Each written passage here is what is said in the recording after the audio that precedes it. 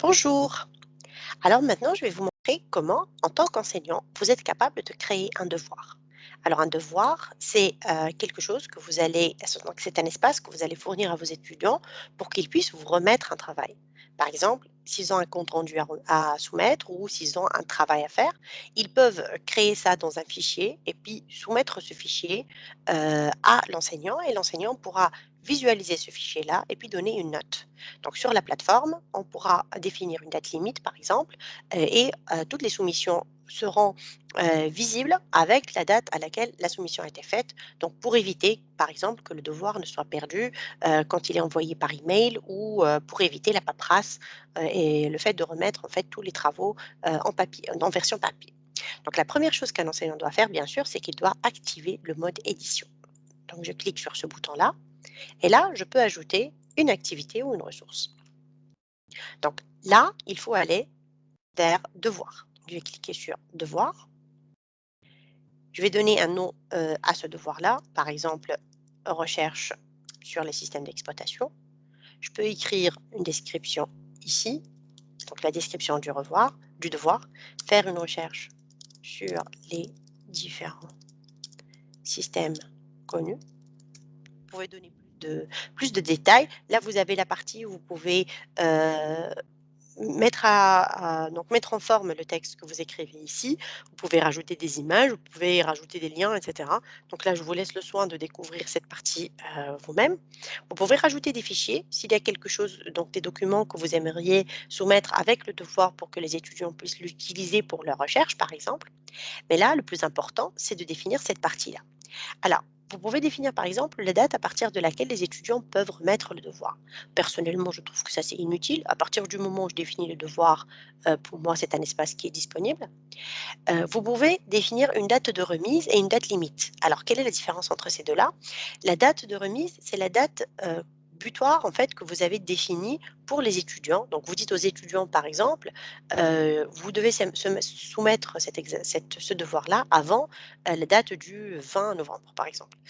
Et la date limite, c'est la date à partir de laquelle le devoir n'est plus disponible du tout. Ça veut dire que l'étudiant, à partir de cette date, ne pourra plus soumettre un devoir du tout. Donc la soumission n'est plus possible. Là, après la date de remise, donc si la date limite n'est pas définie, par exemple, après la date de remise, l'étudiant pourra remettre un devoir. Cela dit, on verra nettement que le devoir qu'il a soumis a été soumis en retard. Donc là, je vais définir une date de remise. Par exemple, là, on est le 18, juste pour qu'on voit un peu l'effet. Je vais dire que la date de limite, c'est le 18. Là, on est 11 heures du matin. Donc, je vais dire que, par exemple, la date limite, c'est 11 heures et 10 minutes ou 5 minutes.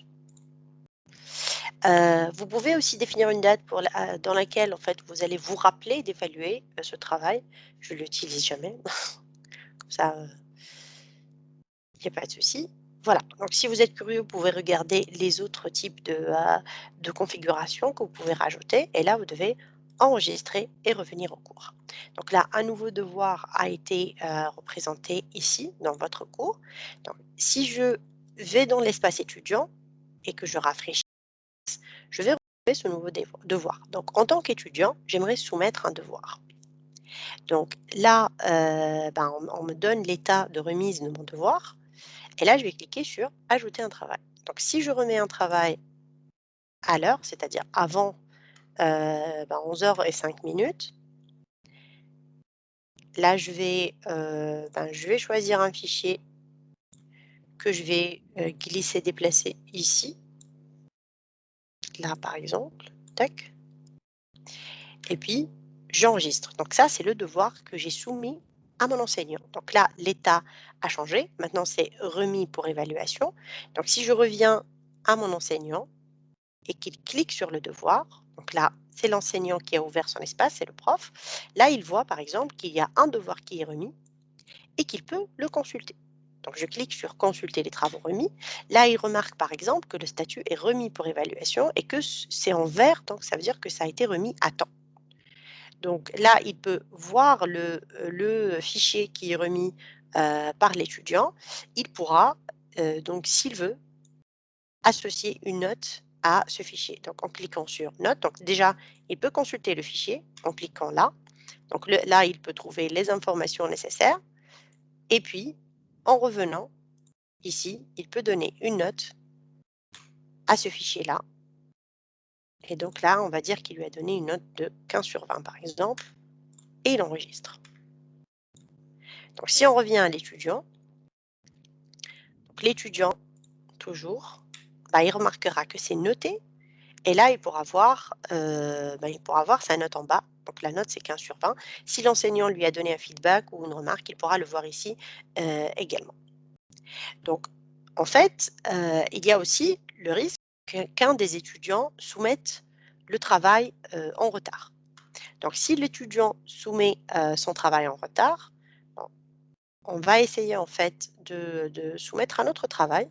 Donc moi, en tant qu'étudiant, je vais venir ici. Alors là, il est à 11h03, donc c'est pas encore, on n'est pas encore en retard. Bah, je peux supprimer le travail remis.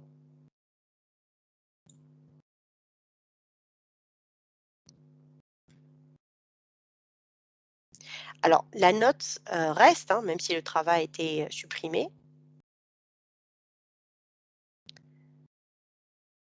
Par contre, je vais essayer de soumettre un autre travail. Je vais voir ce que ça donne.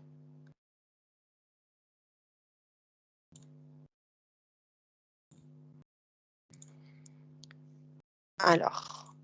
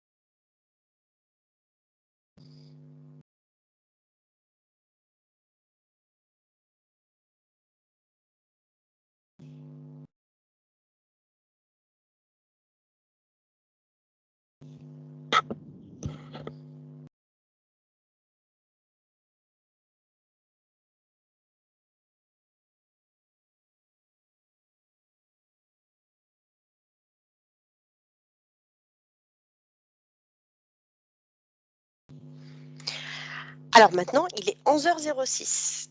Donc si je soumets mon devoir à 11h06 et que je l'enregistre, en fait, il m'écrit que que le travail a été remis en retard de 1 minute et quelques.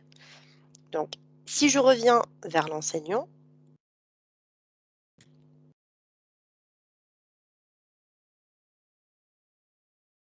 donc voilà, pour l'enseignant, le travail a été remis en retard également. Donc vous pouvez voir en visualisant l'ensemble des soumissions, quelles soumissions ont été soumises à temps et lesquelles ont été soumises en retard. Et donc vous pouvez, définir la note selon bien sûr, le respect, de la deadline que vous avez définie. Voilà.